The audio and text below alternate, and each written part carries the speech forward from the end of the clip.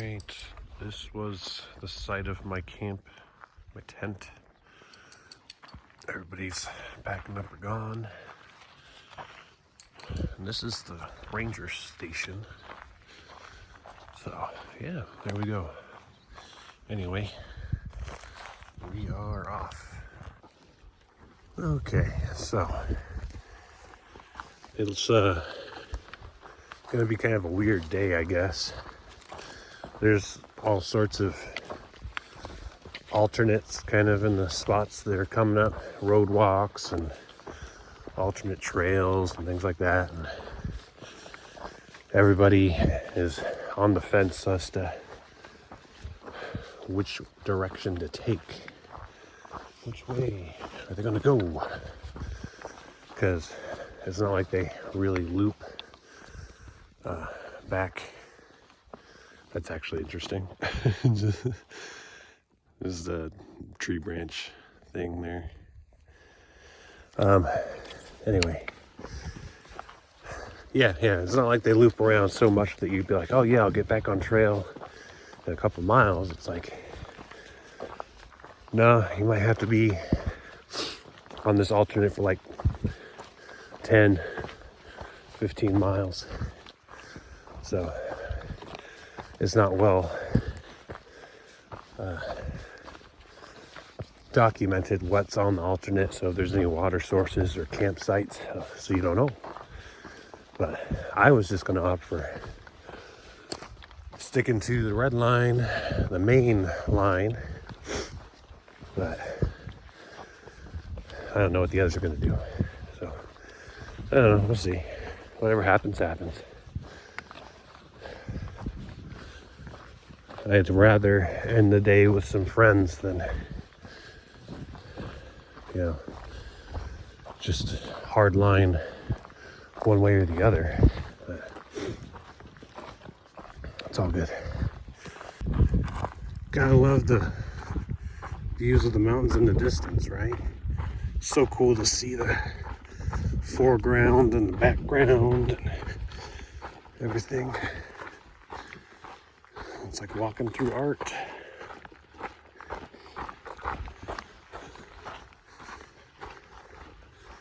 See, there's a road walk down there. And the trail is just above it. I'm not sure, but I think the road walk might be the alternate that everybody was talking about. Although I see footprints here, so Chimney and Reel took this. Not sure if they'll continue on it. I just wanted to read it. As for a second I thought it actually said it was closed, but it's just worn off.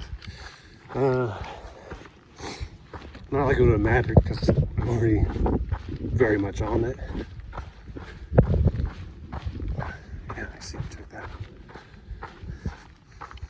These guys were blooming earlier in the season when I started. No longer. Anyway, let's keep going. Wow, that's a nice view. Check that out. Feels like home.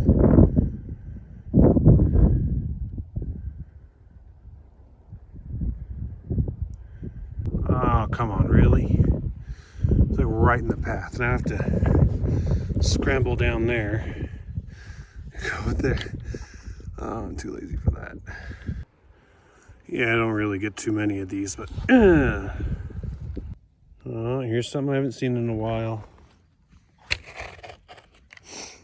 Look like it's mostly melted away, but we're starting to get to the point where it may pop up again.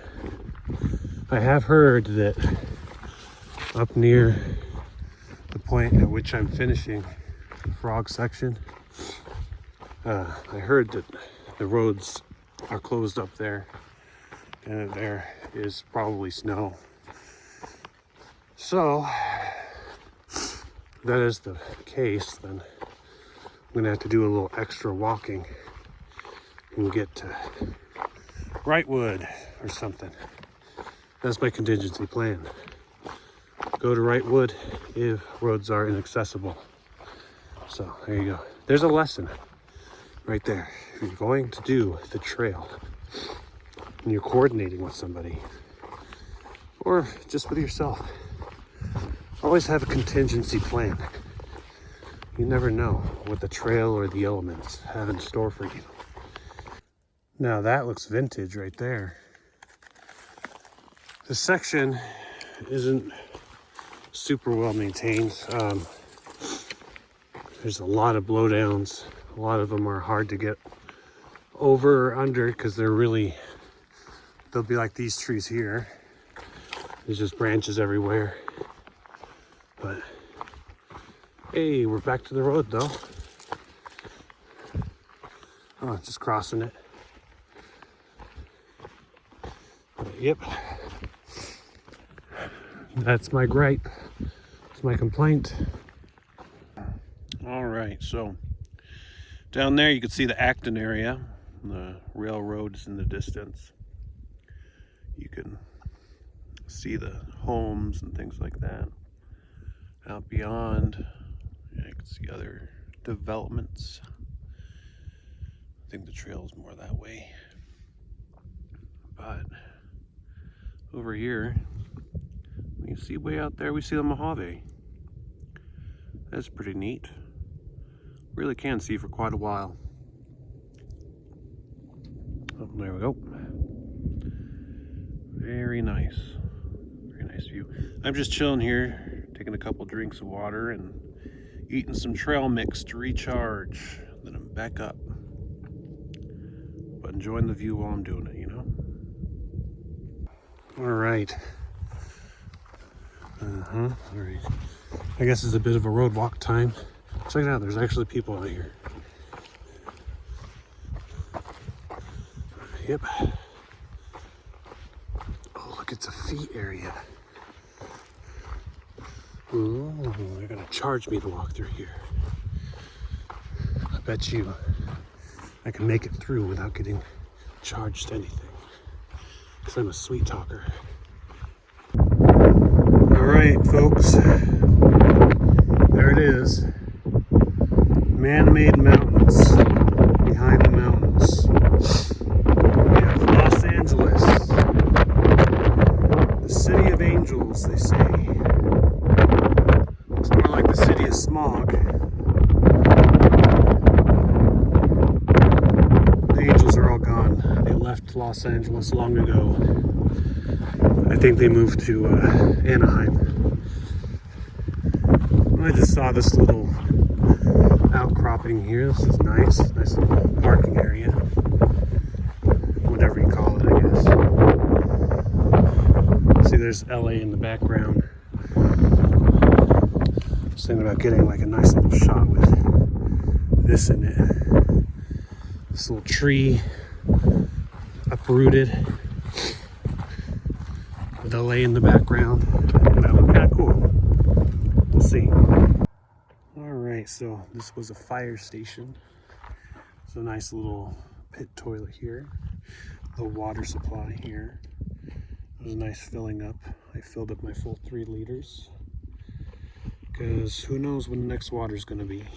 But it's been nice. I was able to catch up with Chimney and Rio. We were waiting for a little bit, and then B and Sauce, they got here.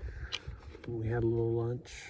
Now, gonna continue on.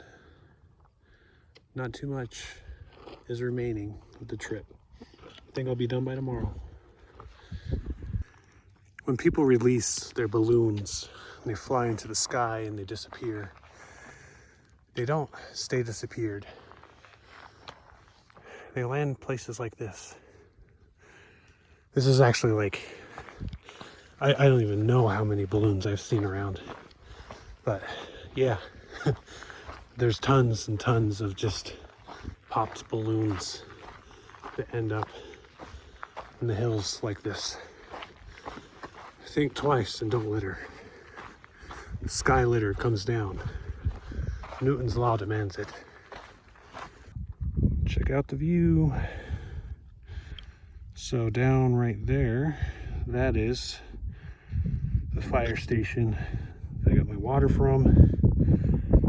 Came from that little road there, and it kind of goes whoop that way. But yeah, while I was on that road, I was actually really surprised because